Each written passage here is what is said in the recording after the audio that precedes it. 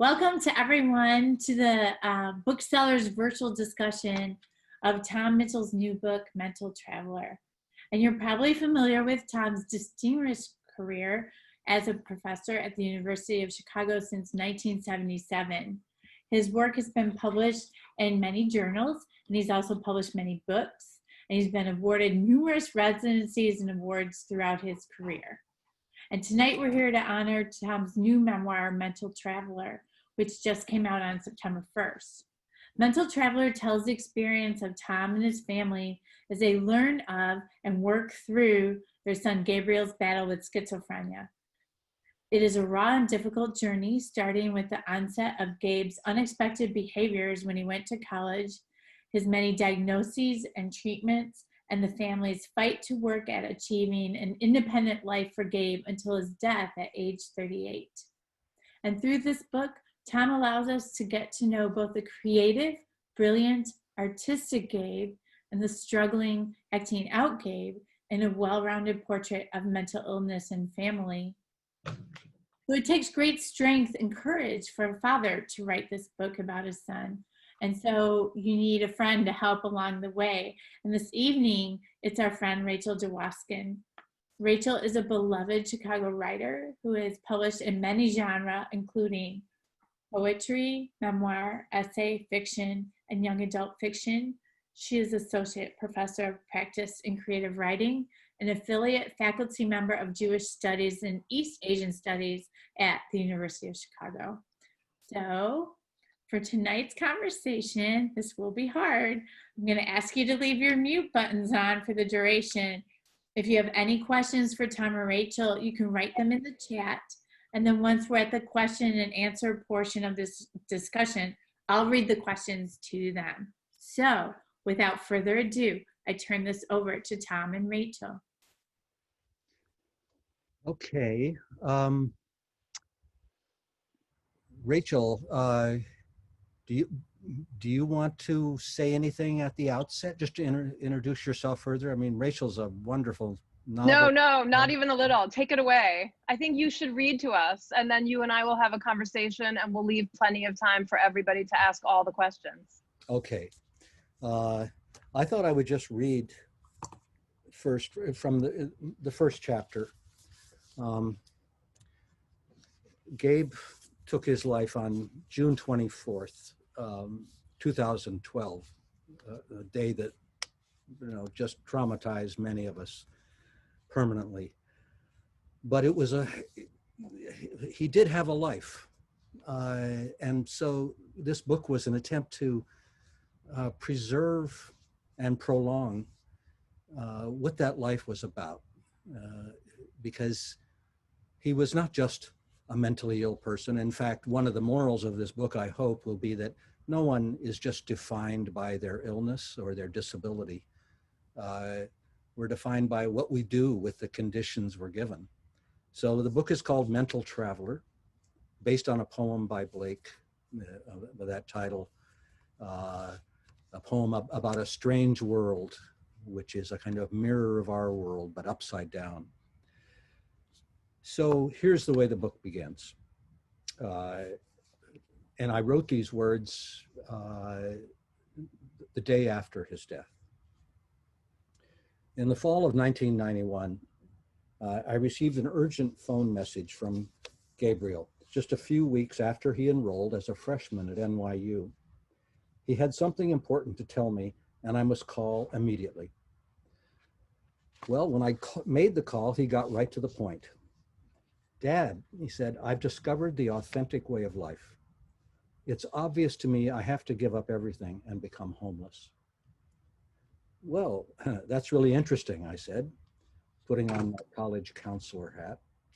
I'm sure that NYU has great programs in social work that would be just the thing if you want to work with the homeless. No, Dad, I don't want to work with the homeless. I need to become homeless. You and Mom are completely clueless about what life really is.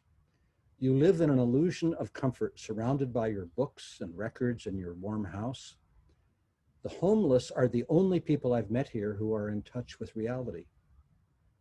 So I tried the old reality principle gambit.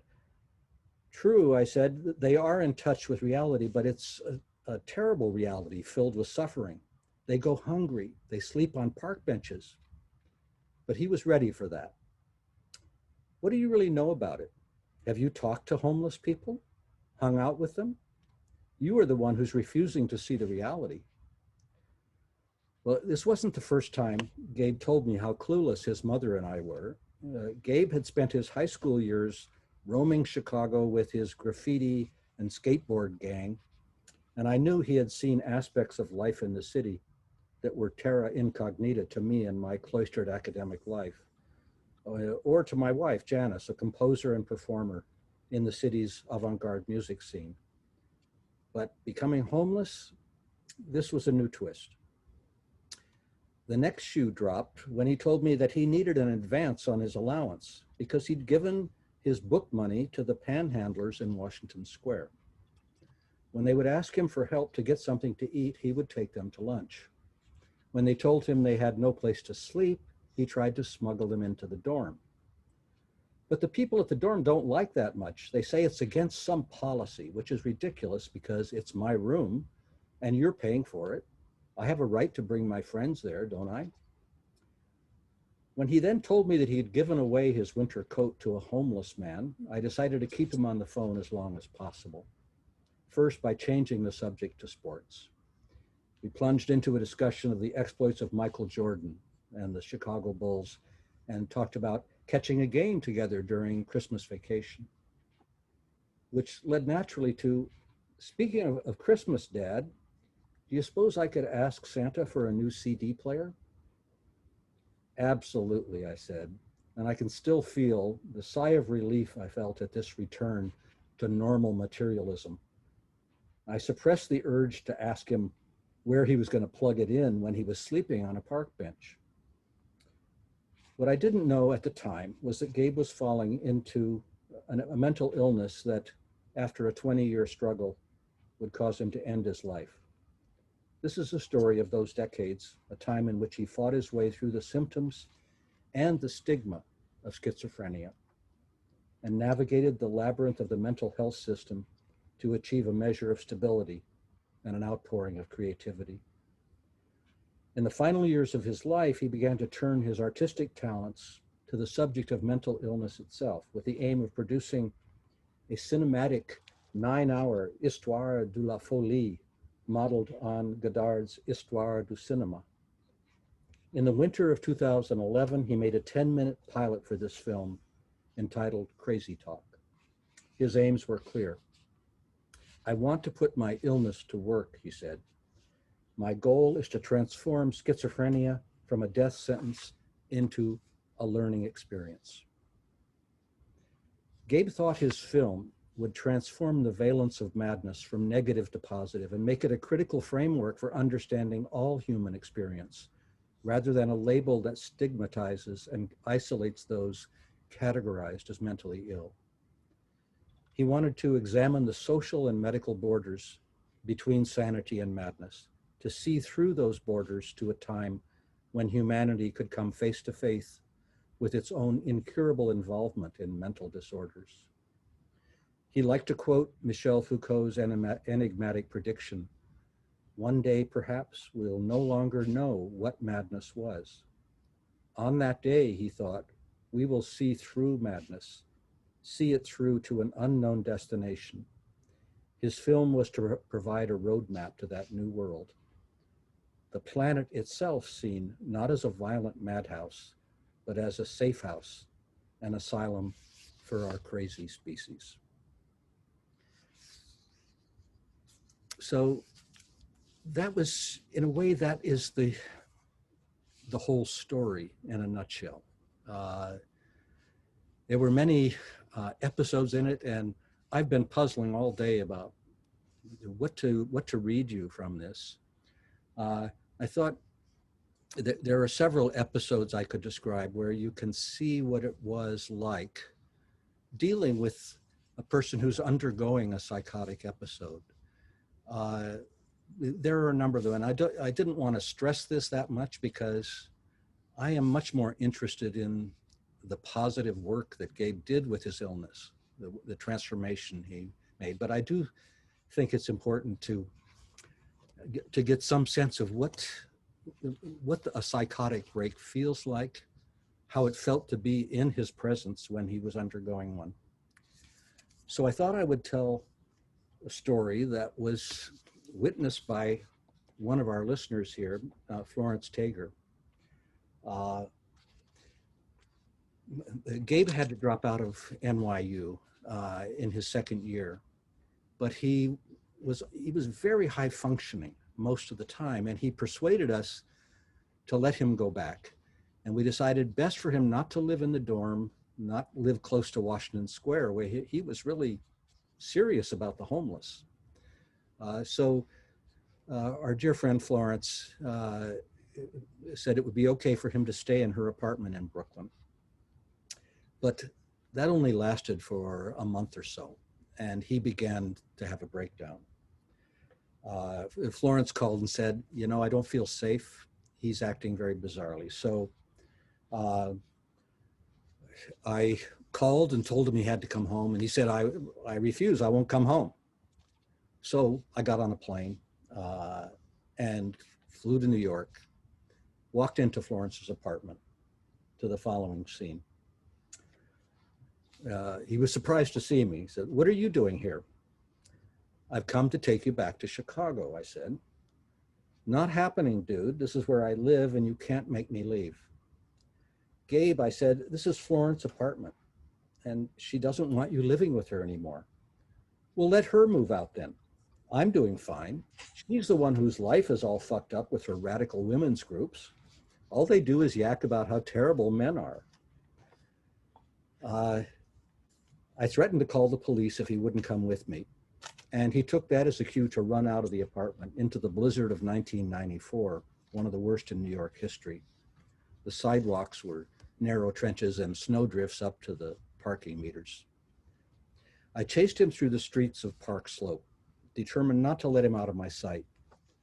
Somewhere around Grand Army Plaza, he realized I was still behind me, and he turned to face me, all furious defiance. I stood face to face with him and tried to find my son behind his blank, staring eyes. He reached down and picked up a large block of ice and held it over his head. And for some reason, I just knew that he would not throw it at me. It was a very dangerous moment, and I just said, I don't think you really want to hurt me. It was a lucky hunch. He hesitated, exhaled, and I thought I saw a flash of light coming from his eyes, and he dropped the ice. We walked in silence back to Florence's apartment. When I tried to put my arm around him, he pushed me away. As we reached the apartment and I prepared to call a cab to take us to the airport, he announced once again that he wouldn't leave. He dared me to make him. What are you going to do, drag me to the cab? I called the police and explained the situation to them and asked them to send a psychiatric unit. In the long 10 minutes between the call and their arrival, the air seemed to me filled with electricity. It felt to me as if it was sparkling and pulsating. Everything about the room was suddenly brightly lit, as if we were in a stage play, dislocated into a scene out of Eugene O'Neill. All the actions seemed scripted, as if this had happened before and we were just playing our parts. At the same time, I had no idea what would happen next. Gabe continued to insist I had no right to make him leave, and he said, I'll tell the cops to arrest you for trying to kidnap me. You know, I'm 20 years old and you can't tell me what to do anymore. When the police arrived, they just smiled at this claim that I was kidnapping him. Okay, Gabe, it's your choice. We can put you in a taxi and your dad can take you home to Chicago. Or we can check you in at Bellevue. Which will it be? We were in the taxi only a few minutes when Gabe burst out sobbing. Dad, he said, there's something inside of me, something in my head. They're screaming at me and I can't make them stop. I held him in my arms all the way to LaGuardia. What are the voices saying to you? I asked. I don't know, hateful stuff. People just look like devils to me. When we got to the airport, we smoked cigarettes in silence and then ran to the gate. I'm told that in terms of energy per cubic millimeter, the human brain emits 30 times as much energy as an equivalent volume of the sun. Maybe this was what I was feeling that day. Years later, as I plunged into research for Gabe's film about schizophrenia, I read The Memoir of Psychosis by Daniel Paul Schraber, with its descriptions of vivid hallucinations and speaking rays coming at his nerves from all sides, and I immediately recalled this day. The nervous energy of Gabe's psychotic break seemed to produce a force field that enveloped both of us.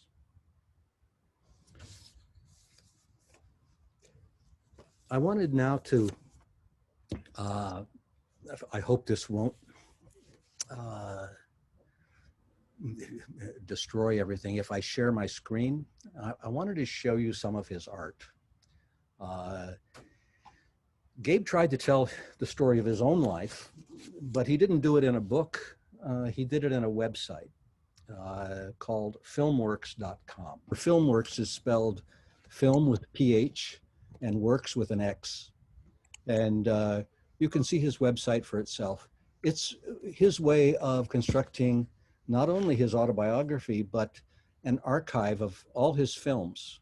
He made about a dozen films, wrote many more scripts, poetry, and created sculptures, drawings, cartoons, a whole range of artworks. So the episode I've just described, I wanted you to get some flavor of what it was like at its worst. He was never really violent with us, but he was deeply tormented. You could feel that he was wrapped inside of voices that just would not let him alone. And he had music on all the time to try to drown them out. Okay, let's go to, can you all see this? This is his website. This is the splash page.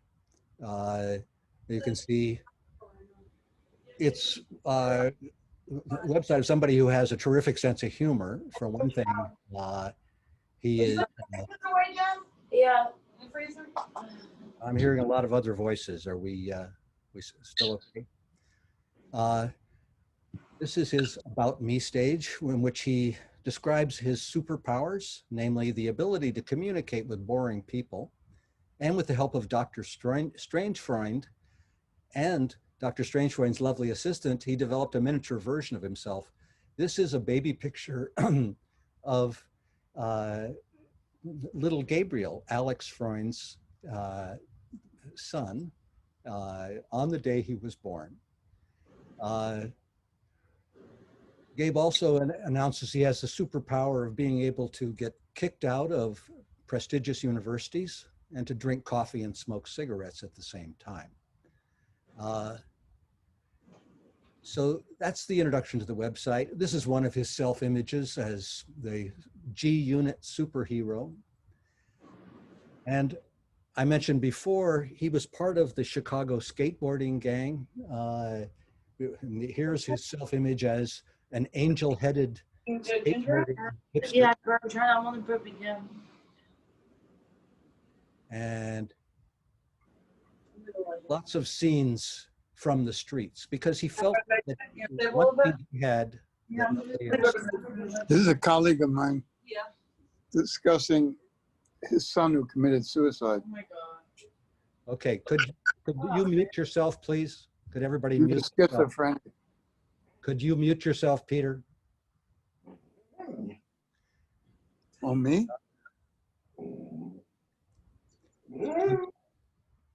This is a sample of some of these images.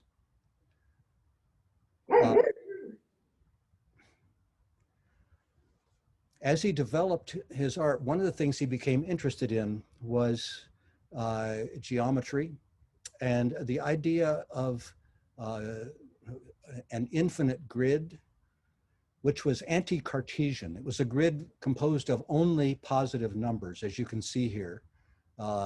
Instead of going out from zero toward the periphery, it went around a circuit like a spiral with all positive numbers. So it was an anti-Cartesian grid that he thought of as the secret structure of the universe. And here he imposes it on himself as a kind of a lattice that he's looking through.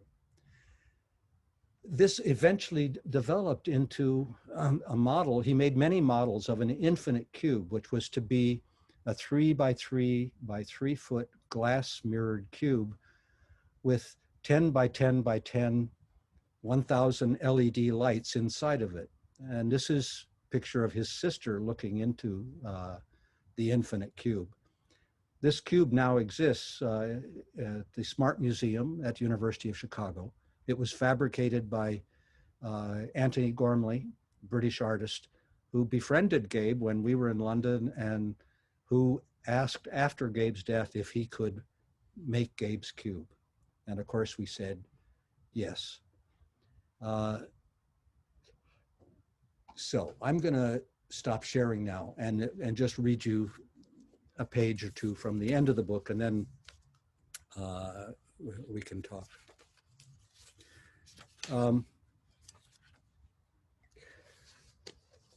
As Gabe drew me into his world, more and more, you know, you think of the person who is mentally ill as somebody you have to care for and you have to look after. There was a moment about 4 years before his death that I had a back injury and Gabe began to take care of me. And I could see how happy he was to have us reverse our roles. And he was great at it. He was so loving and caring. And then when he announced that he wanted to make this grand 9-hour film and that he wanted me to be his research assistant, I was completely taken over by it. So at some point, it became clear that our fantasies about his filmmaking were merging, and his dream was taking over my life as a scholar. In fact, I contemplated retiring and just going into the film business with him. But I was worried that that would be bad for him, because he never wanted me to criticize anything he did. One of our more kind of hilarious moments was when I asked him if he wanted honest criticism of his art, and he said, no, absolutely not. Just tell me it's great and we'll be fine. So that battle he won. He took over. Our fantasies were merging and his dream took over my life. So I asked myself, am I swallowing up his project, making it mine, or is it the other way around? Either way, I am stuck with it, still inside it. Some part of me went over the edge with Gabe and is still falling and flying with him. It was the best part of me. Did it go with him into the case or the world that he created, that he was? I can't let him go, and I still don't know how to end this book, or if I really want to. It has done nothing to take away the inevitable guilt feelings you have about failing him as a father, failing to keep him alive. But it hasn't lessened my sense of wonder at the life he gave us.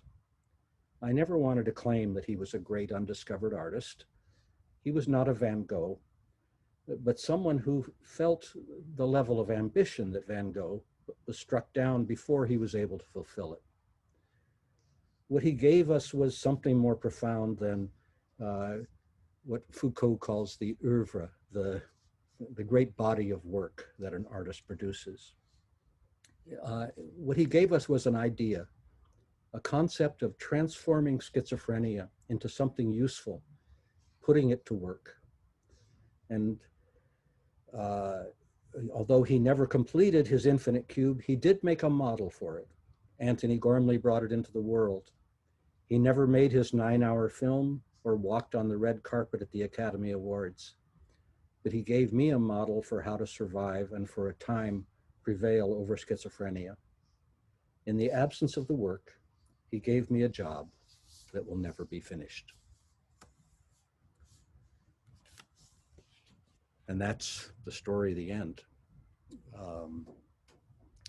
So, Rachel, your turn. Yeah. So the book, that was so beautiful to hear you read from it. You know, I've read it several times, but hearing those excerpts in your voice is so powerful and moving. And it's such an unusual book. It does so many things at once, and many of those things are complicated, and some of them have in them inherent contradictions. And you write in the preface about the distinction between books we want to write and books we have to write. And it reminds me, it's always reminded me, your preface, of one of my favorite James Baldwin ideas. Baldwin, in a 1980s interview with the Paris Review, is actually talking about the difference between preaching and writing. And he says, when you're standing in the pulpit, you must sound as though you know what you're talking about. When you're writing, you're trying to find out something which you don't know. The whole language of writing for me is finding out what you don't want to know, what you don't want to find out, but something forces you to anyway. And I wonder if you can talk about that force for you, not just in terms of the genesis of the book, but also in terms of the shape of the book, the way this book integrates its various parts. Well, one thing I have to say about the shape of the book is that Rachel had a lot to do with it. This book went through at least 5 drafts before I felt like I could let go of it. And one thing I do when anybody asks me to sign it, I usually open it to some page and I look at it and I cross out a word and put in a different word. It feels like it'll never be finished. That there's always something I could cross out a word and there'd be a better word. So I think this is a book like this, which I said I had to write. It's finished in one sense, but it never can be finished in another. But the 5th draft of it, I want to tell you, I showed it to Rachel, and she said, "I love it. It's great. It's very encouraging." But then she said, "I think things need to be in a somewhat different order." And she didn't just suggest it as a general principle. She looked at it like a chessboard, and she moved the pieces around into the right sequence so that it would build. And I think she's right. I mean, at first I said, oh no, I have to start over completely from the beginning. And that, as soon as I started working on it, it took me 2 weeks. I sat down, I rewrote the entire thing, not every word, but rearranging the parts in exactly the way Rachel said.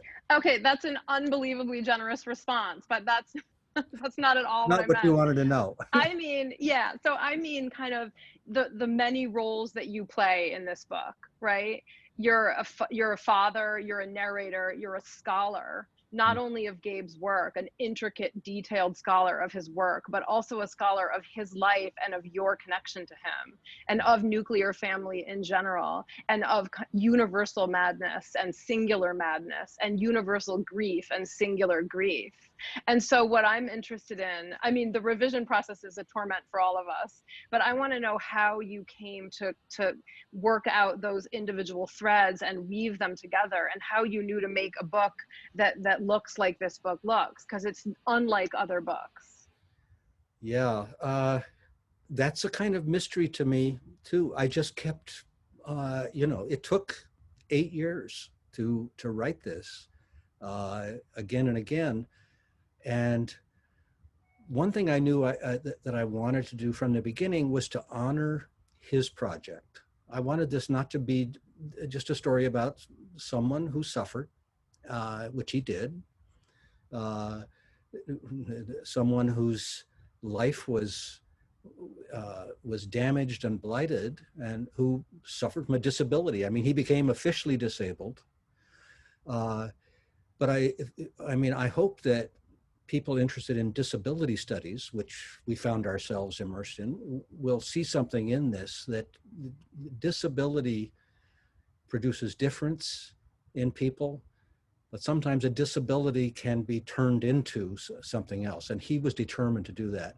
So one of the fundamental discoveries for me was his idea that schizophrenia could be a gateway to insight that might be important to someone else, that he could transform his illness from just, you know, bad luck, a stigma, into something positive for other people. I thought that was a fundamental mission, and I became totally on board with that.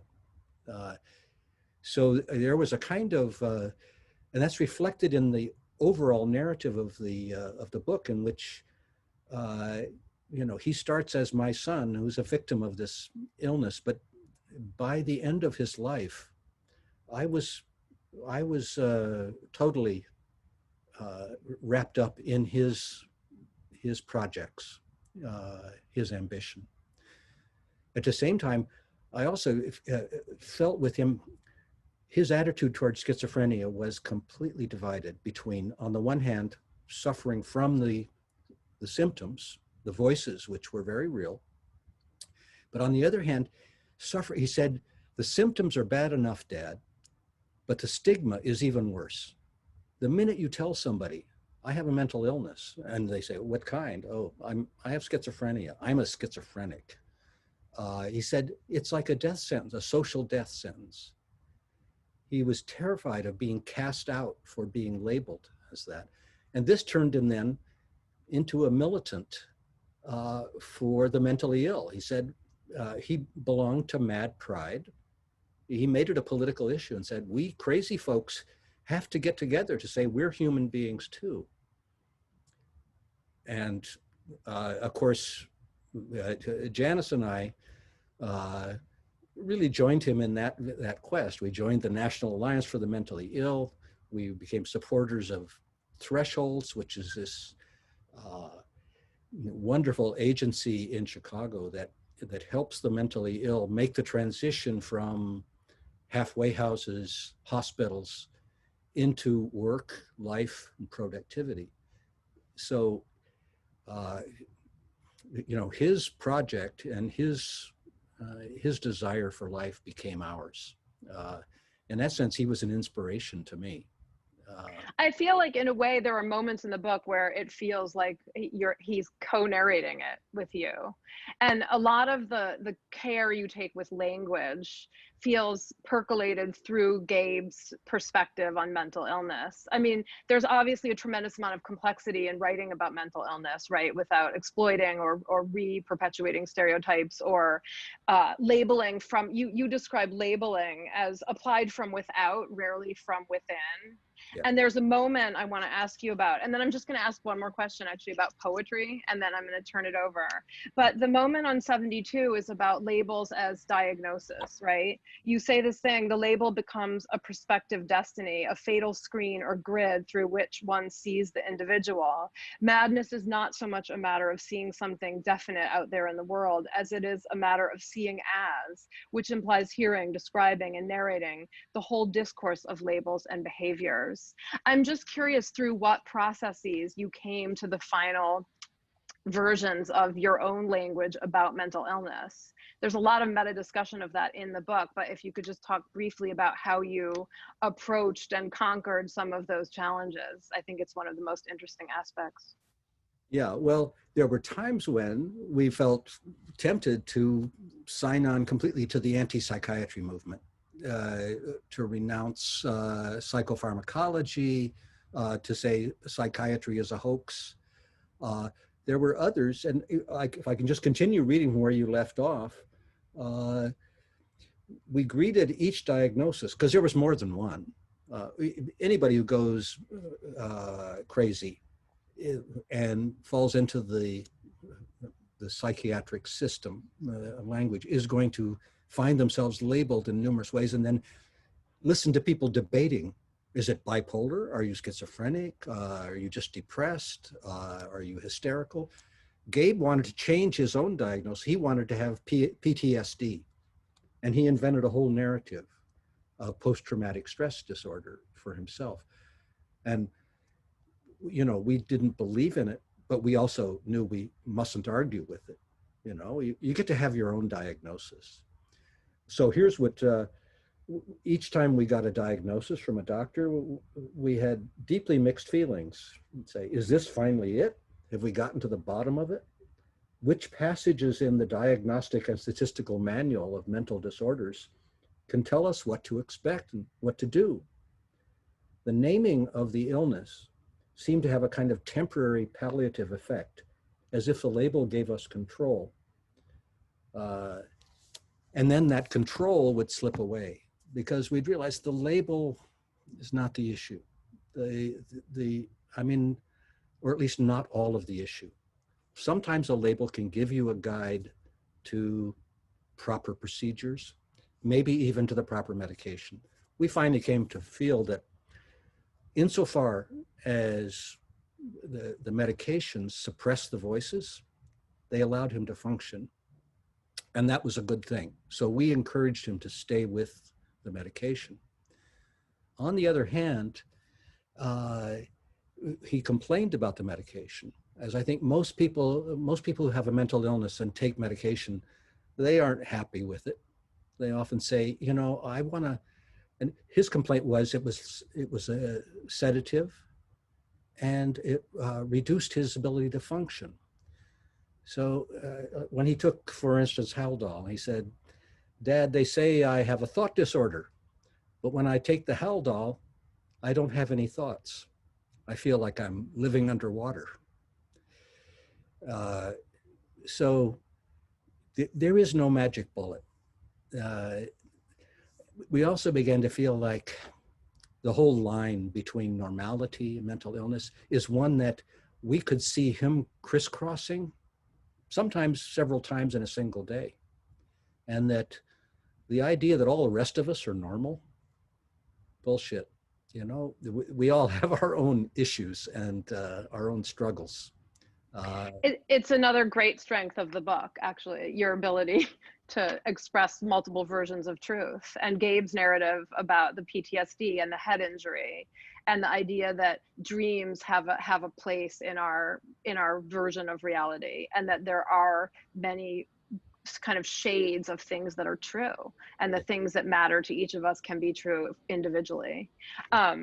You also talk about the world is all that is the case, and insisting that a case is all the world, which, you know, this book does beautifully. It makes a case that expresses something that's utterly universal, even if its particulars are not shared by each of us individually. And I'm going to argue, as a poet and a lover of poetry, that one of the ways in which you do that is by including the poems that you include. And I'm very curious about the Blake poem. I know it wasn't published in his lifetime, which seems to me poetic. And I'm also, of course, curious about Janice's beautiful poems in the end. And I want to know just where your life intersected with that Blake poem and what it means to you and what it means to the book, and how you and Janice decided on the poems that end the book. And that's my final question. And then I think we should just open up for everybody to ask away. Yeah. Well, the Blake poem comes from the beginning of my own career as a scholar. My doctoral dissertation was on the poetry and painting of William Blake, and Gabe and his sister grew up with the songs of William Blake, songs of innocence and experience, and the images of Blake. When I was casting about for a title for the book, you know, Blake's poem, Mental Traveler, came back to me. It's maybe the greatest poem he ever wrote. It starts, I traveled through a land of men and women too, and heard and saw such dreadful things as cold earth wanderers never knew. For there the babe is born in joy that was begotten in dire woe, just as we reap in joy the fruit which we in bitter tears did sow. An upside down world, a mirror world. And I thought to myself, mental traveler is what he was, and we all are. You know, our lives are lives of thought, of memory, of thinking about our future, our possible futures. We don't just travel through space and time, but through a kind of mental continuum that goes to be, you know, who we are, what we become, what we might become. So one of the things I say to anybody who reads this book, I always address them as fellow travelers, fellow mental travelers. We're all in it. And the poetry side of it, I think, Janice, you could turn on your mic unless you want me to read one of your poems for everybody. But the end of the book, Janice's poems are there, and it is a real an ornament to the book, which I feel captures her grief as a mother, her refusal to let this be the end of the story, and of course her wonderful musical sense. Janice is a composer and poet in her own right, something she inherited from her father, who was our family poet. Grandpa Rocco had a poem for every occasion in our family. Janice, you out there? Yeah. Oh, Rachel, question? So Tom, there's a question from Randy Albers. It's for you too, Janice. Okay. The book is not only about Gabe and the various stages he went through, but also about parenting Gabe and Carmen through all these stages. And how did the writing of the book and Janice's creative poems at the end change your experience, your understanding of Gabe and parenting? And Carmen, if you have comments, you're invited for this as well. Mm-hmm. Well, one of the chapters is called The Immoral Career of the Caregiver, based on a famous essay by sociologist Irving Goffman, who talked about the moral career of the mental patient. You know, what does it mean to be labeled as a mental case, a mental traveler? Immediately puts this label in, and one of the first things that happens when somebody receives the label of mental patient, it usually produces a crisis in everyone around them. The family is implicated in it. For one thing, if it's a very serious illness, if you have to be committed against your will, you get the sense that your family has betrayed you, because they're the ones who have you committed. So the other thing is that if somebody is having psychotic episodes, the worst thing you can say to them is, hey, you're having a psychotic episode, which is the truth. So the relation between truth and lies in the life of a caregiver, of someone who's crossing the line, coming back over between sanity and madness, it's incredibly complicated, difficult to navigate. And the book does not offer any answer to this. It just talks about how you feel compromised and how you have to struggle with yourself. One thing Janice and I realized very early was that our marriage was either going to be broken over this or it was going to survive, because we had to have team meetings every day during the early crisis when he was first falling ill. We had to figure out, how are we going to handle this? And so that was, and often it involved not telling him what we thought, not telling him the truth. And when he would show us something he'd done, not telling him, well, really, I don't think it's that good, or it doesn't make any sense to me. As he said, I don't want to hear your criticism. Just tell me everything is great, and we'll be just fine. So what can I say? I mean, I think the book, I wrote it partly out of our experience of being the caregivers, but also understanding how difficult and maybe even impossible that role is. I think one thing I could say, because you were asking about Tom and Carmen and me, and Randy was asking about this, is that the first thing is we really did try to stay on the same page, but we each had different relationships to Gabe. And Gabe was traditional in some senses, that father was supposed to be a certain kind of role model and mother was supposed to be nurturing and some of the traditional things. But we were able to use that to the extent that we could be in dialogue with him. So he would get angry at me, but I remember one time he was spitting at me and I just burst out laughing. And then he started laughing. And I said, when you were 2 years old, you used to spit on the floor, and you just reminded me of that. And he couldn't get that angry at Mom. Even when he was furious, there was a certain point where he would not cross that line with me. I think with Tom, he could get angrier because guys can get angry at each other. So that was one thing. Carmen, there was the loyalty of the brother and sister. And so when we were really stuck, Carmen, please, you've got to talk to him. He thinks we're terrible, but I know he's okay with you. So we each kind of had our roles. And I think we recognized that and were able to use that in helping him. One episode of that sort that was very vivid to me is Janice had been sitting at the kitchen table talking to him for an hour, and he was getting increasingly angry at her. So I walk into the kitchen and she said, can you take over here? And I said, oh, okay. Am I scheduled for the next shift? And we all burst out laughing. Gabe started laughing at the idea that, but then when he stopped laughing, he said, wait a minute. So I'm a job, am I? He's taking the next shift to manage me. Is that what you're saying? And then the laughter stopped. But that was typical, the kind of knife edge that you live on when you are involved with somebody who's having psychotic episodes, is suffering from deep delusions, and especially auditory and visual hallucinations. Yeah, I think also, remember very early in this period, we were helped a lot by the local branch of National Alliance for Mental Illness, NAMI. We went to somebody's house and got to hear the horror stories of having adult children who had schizophrenia. And we realized that there was a network out there where we could be helped, and people who had been through a lot more than we had. And we're sort of at the beginning of that period. It was tremendous having that help.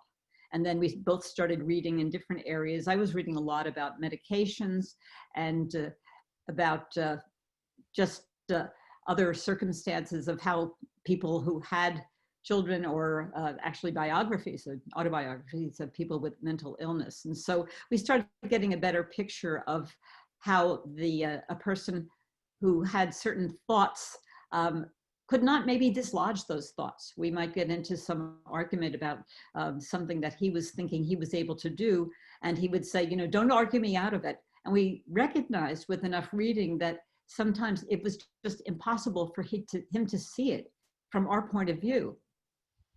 And so it took a lot of work, a lot of reading, a lot of discussion until we understood that. Janice, would you be willing to read one of the poems from the book?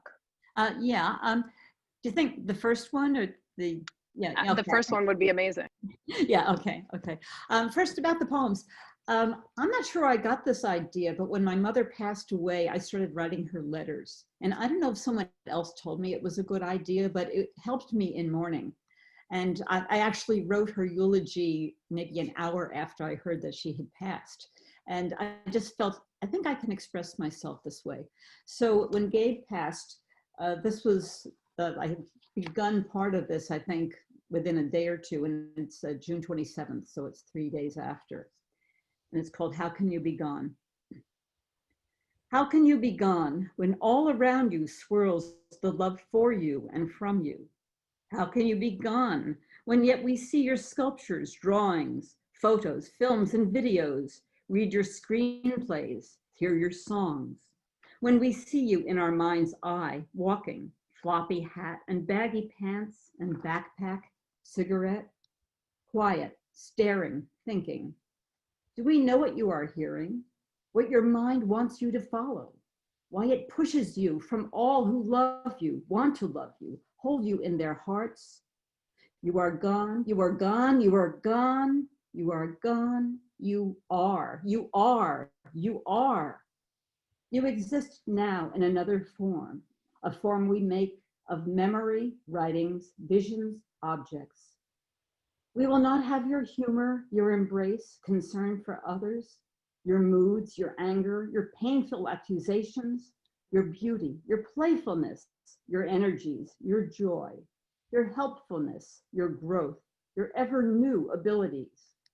You are gone, you are gone, you are gone, you are. You are with us. You are with us still. You are with us still in silence, in memory, in works, in deeds, in love. We know that you will never see your dreams of spouse and children, recognition, fulfilled. But you have not ended.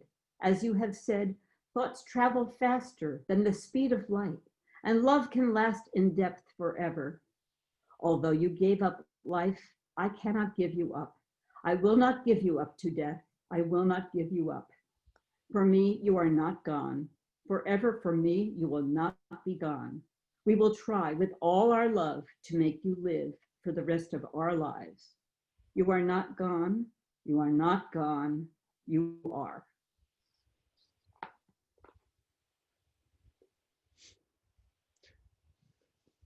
Susie, I think Gabe's sister wants to say something. Can we have her weigh in?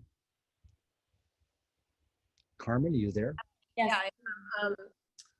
Yeah, someone asked a question in the chat about,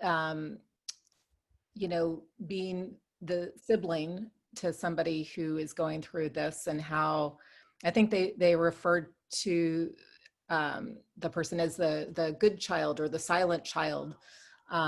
So yeah, and I think that's a really good point. When you have a family member who is going through something like this, I think, as a sibling, you kind of go into the background a little bit. You don't want to be, there's so much drama happening that you retreat a little bit. And I think that I definitely did that. I moved to Seattle right after Gabe started becoming ill. And so it put me in a kind of an interesting role in the family. I became kind of his confidant in some ways. I was outside of the family suddenly. And so we had a relationship where he would kind of, vent about what was going on. And because I wasn't immersed in it all the time, I could be sort of a little bit more of an objective person to hear some of these things that he was saying. So yeah, but I think it's definitely, we had a very strong connection, Gabe and I, and while he was going through everything he was going through, I was kind of having I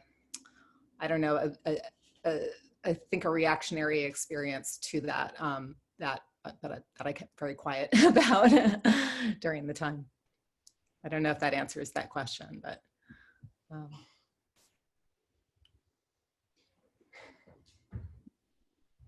Are there any further questions in the chat that people would like to ask?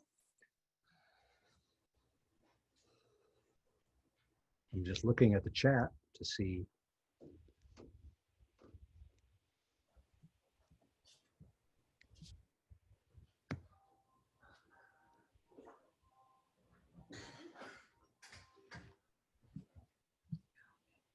No?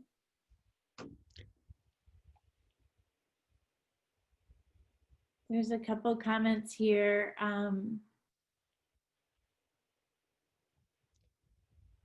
Caroline's interested in Tom's take on the cliche of madness and genius. Gabe's sense of infinite. Yeah, I'm very ambivalent about the cliche of the mad genius. I think that mental illness in general does not make people smarter or more imaginative. I mean, Gabriel had to struggle heroically to overcome the things that were blocking him. And a lot of people had no idea how ill he was. I mean, most of his acting out, he saved for the intimacy of his family. When we would go to art openings or go out with friends, he was quite gregarious, and he did not fit the stereotype of schizophrenia. You know, most people with schizophrenia tend to be withdrawn. It's hard for them to socialize. He could be like a politician working the room. Although he rarely engaged in small talk. As soon as he would meet somebody new, his attitude was, well, who are you? What is the secret to your life? What is your inner self like? I want to know it. Show me your soul. And so when he passed, we had an enormous number of kind of testimonies from people, friends, acquaintances, who said, yes, he made a great impression on me when I met him. I don't give schizophrenia any credit for this. I hated what schizophrenia was doing to him. What I loved was what he was doing to schizophrenia.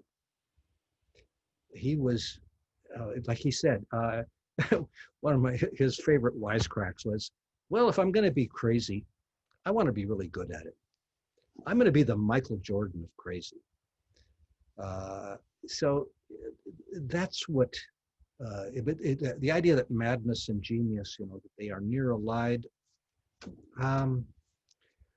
maybe only to the sense that what happens when somebody crosses the threshold into and becomes officially labeled as having this syndrome or that syndrome, it opens up a dimension of their humanity that you know, just saying to yourself every day when you get up, oh, I'm normal, I'm fine, I'm a rational human being, I have no problems. We all know complete bullshit. We don't say that to ourselves because we know it's not true. I've been biting my fingernails all day waiting for this to start because I was afraid I would not be able to do it. Fortunately, my pal Jim Chandler came and gave me a shot of Irish whiskey just before coming on air. So that's my sense about the trope of the mad genius. This is again why I think Blake was for me a key figure through my life. I mean, Blake was labeled as mad in his own lifetime. His madness was perhaps schizophrenia. He did hear voices and he saw visions, and some of them were tormenting. His poem, My Spectre Around Me, is about feeling haunted by a ghost that is speaking to him and getting in his way. My specter around me night and day hovers over my way. My emanation far within weeps incessantly for my sin. Lines like that. So he knew he had other beings within him. But he was, like Gabe, very strong with that. And I think that's to me the lesson of it.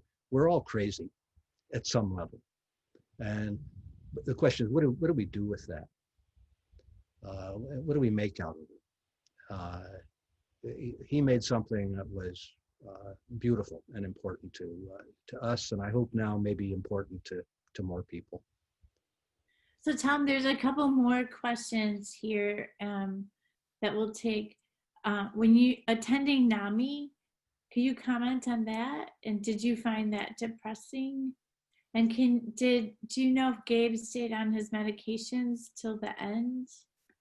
Well, what we fear, I think is probably our best guess, is that he did not, and that's what led to his death. And the reason was because he was doing extremely well. He had moved into the world of filmmaking. His last film was a a cinematic rendering of Bill Ayer's memoir, Fugitive Days, about in which Bill describes his own craziness as a radical in the streets of Chicago in the 60s. Gabe went through the archives, assembled all the images of the Days of Rage in 1968, and asked Bill to read the opening pages of Fugitive Days, and then he set images to it. So his skills as a filmmaker were exploding. This is on his website, by the way. So, but the more success he had as a filmmaker, I think the more he resented the soporific and sedative effects of the medication. There's a syndrome in schizophrenia. It's known as the Everest moment. Somebody thinks, okay, I've beat it. I've gone beyond it, and now I can get rid of this medication, and it can be a fatal mistake. One of the autobiographies we read was Ellen Sacks's The Center Cannot Hold, a story of schizophrenia, in which she talks about how she had to learn to manage, that schizophrenia is a very insidious illness. It can sneak up on you, especially when you think you have beaten it. You think that by force of will, you can tell it to go away. That terrible movie, A Beautiful Mind, the John Nash story, it basically perpetuates this fake narrative that John Nash made his schizophrenia go away just by saying, "Oh, I don't believe in you, you voices, be quiet." And that doesn't work that way. So, I mean, by the end of this, we were convinced medication was necessary, but I think he tapered off on it, hoping it would make him even higher functioning than he was. Yeah, I'd like to just also address something about NAMI. We were involved with them some, but the organization that was crucial for Gabe and for us was Thresholds. And Thresholds had housing that he was able to live in, and gradually he became more independent as Thresholds helped him get a job. And Tom describes in the book how difficult that was, because he thought, he should be at a very high level job and not clean toilets. And he's, I'm not going to clean toilets. I'm not going to do that. But we had him recognize the only way to get to his high level was to start at that low level. And Thresholds was terrific in helping with that. I think another thing too is that he did need social outlets, and he finally got a job through Thresholds at Jewel, and he worked there as a produce clerk for 9 years. And he was very sociable with a lot of the people there.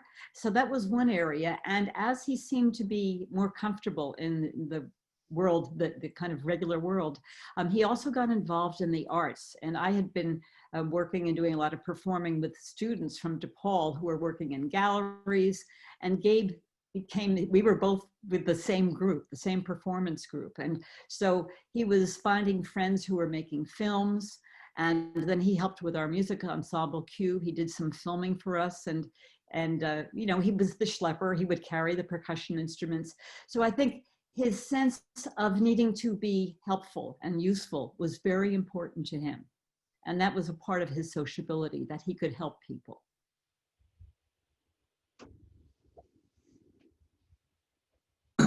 Okay, I think we'll take one last question here.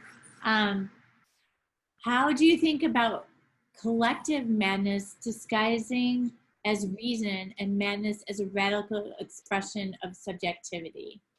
Who asked that question? That's a hard one. That's a hard one for sure. From Youngnam Cha. Yeah, well, this was going to be a central topic of Gabe's film. I mentioned his pilot for the Histoire de la Folie. That was going to be the 9-hour mega film about madness as the human condition.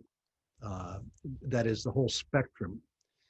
Because he thought of In Crazy Talk, his pilot film, it was not only about individual madness. Roughly a third of the film is devoted to terrorism, war, a kind of political fanaticism, the way in which groups, he loved this quote by Nietzsche, insanity in individuals is somewhat rare, but in groups, parties, nations, and epochs, it is the rule. He said, and he believes that. I believe that too. We have the authority of no less than the whole metaphor of the ship of fools. The idea that democratic societies are vulnerable to mass hysteria, mass movements. The movement he was interested in at the time he was making his pilot film was the Tea Party, which he called the Mad Tea Party, like the Mad Hatter. So his idea was madness, that in whatever form you think of it as irrationality, or perhaps a hyper-rationality, which becomes inhuman. But both poles can lead toward a kind of psychosis. And so it's a species affliction, which has all kinds of degrees. As individuals, most of us are not crazy. That is, we're not labeled that, and we don't feel that way. Although at the same time, we all know how imperfect we are, filled with contradiction, disappointment with whatever it is we imagined would be the goals of our life. Nobody gets through life unscathed.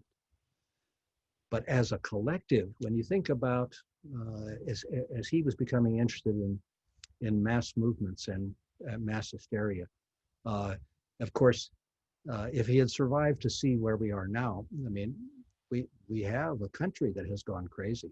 We have a political movement, and the leader of that movement, the American Psychiatric Association, has a definite diagnosis. He has a narcissistic personality disorder, a very dangerous illness. The only thing that differentiates him from the people in asylums is he's high functioning, he's incredibly successful, and he does not suffer, as far as I can tell. He's very satisfied with himself, smugly satisfied with himself. So self-satisfaction can go with being a deeply dangerous mental case, as we see every night on the news.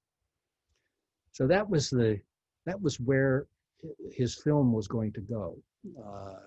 And one example, I know he really he's talked about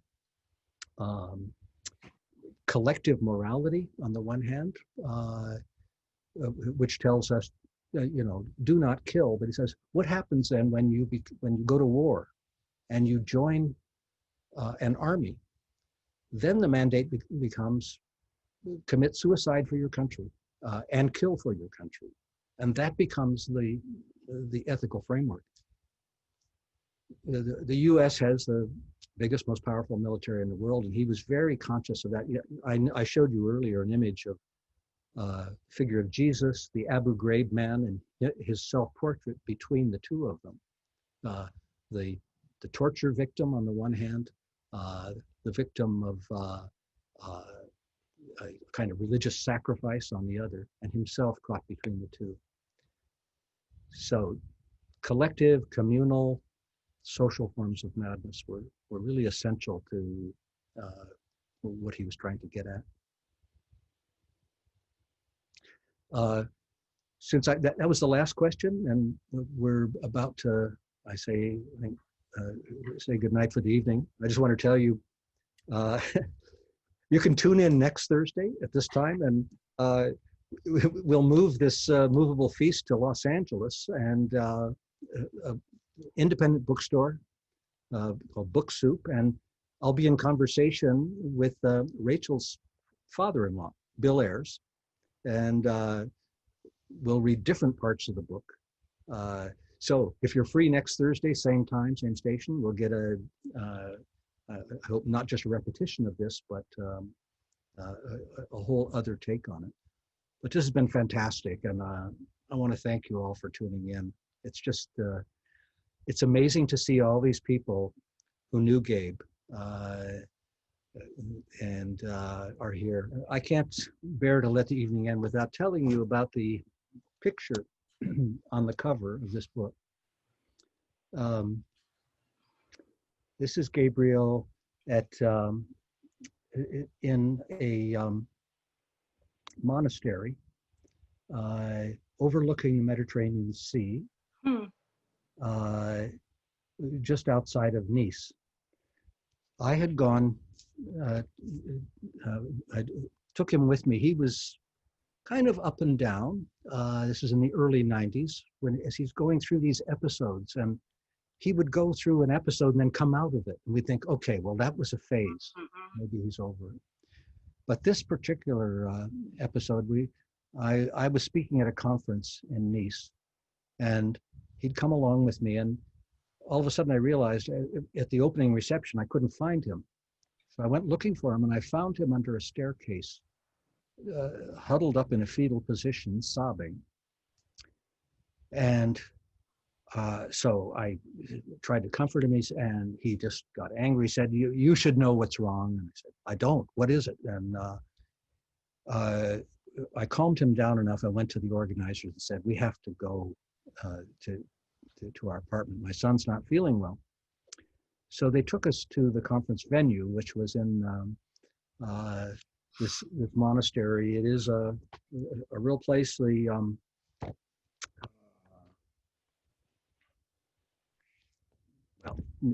Just outside of Nice. And he was deeply upset. And we walked into the room, and it was one of these, it's a 19th century monastery. It had these enormous wooden shutters. The room was completely dark. We walk in, and he opens up the shutters and looks out over the sea. And he said, Dad, I'm completely better. Everything is fine. And somehow to me, that was the kind of hermeneutic moment, the moment that encapsulated everything. Was that you can cross the line back and forth between madness and sanity, whatever they are, numerous times in your life. And that was one when he went from absolute suffering to a kind of joyous moment. The rest of our holiday there, I scarcely showed up for the conference, I have to confess. We spent most of our time snorkeling down at the bottom of the cliff in the sea, and eating delicious fish and drinking lots of wine. The only bad part was at the end of the trip, I rented a car, a sports car, and we went with another member of the conference driving on the Upper Corniche, singing, of course, the theme to James Bond as we went zooming around the corners of the Upper Corniche. And, you know, the whole James Bond theme ringing in our ears. And the woman who had come with us, one of my colleagues, as usual, started talking to him, drawing him out. He completely charmed her, and she charmed him. And so as we're standing at the top of the cliffs, he looks out over the sea and he proposes marriage to her. Says, you clearly are the love of my life. So please marry me and we'll live happily ever after. And of course she said, Gabe, you know, I actually have a relationship. You're a wonderful person. And of course, you know, if we'd met earlier, maybe it would have been different, and she was also 10 years older than him. So he sort of quietly accepted it. And then later that evening, he says, you know, she didn't really take me seriously, did she? I said, well, no, I think she did take you seriously, but she was telling you the truth. She already has somebody. And so it was not possible, but clearly you had a great impact on her. And, you know, you'll find the person. He never did. And that's why one of the themes of this book, which is, I think, the oldest form of mental illness I know of, is the one that was labeled by R.D. Laing, who said another way to talk about schizophrenia is to say it is a shattered self. It's not divided bipolar, but shattered. It is a broken heart. In many ways, that's what his suffering was centered on, not just the voices, but a sense of heartbreak, that the object of his desire never, you know, he could never grab hold of it and hold on to it. But that's what is behind that picture.